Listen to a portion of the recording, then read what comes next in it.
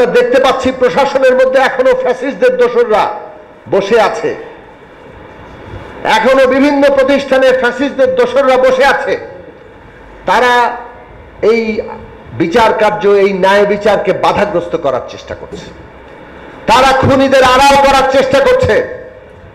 আমরা সরকারকে বলবো কোনোভাবে যাতে খুনিরা আড়ালে যেতে না পারে, কোনোভাবে যাতে এই ন্যায় বিচারের প্রক্রিয়াকে বাধা দেওয়া না যায়।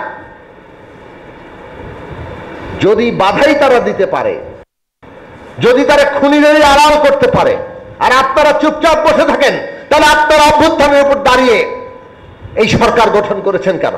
কেন শপথ নিয়েছেন? বিচার আপনাদের করতেই হবে।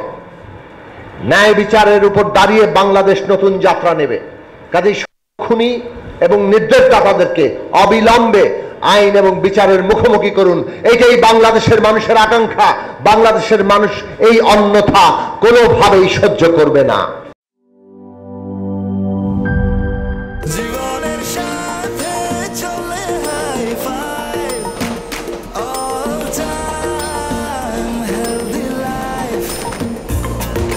জার্নিতে স্বাস্থ্যকর all time family cake, all time healthy life.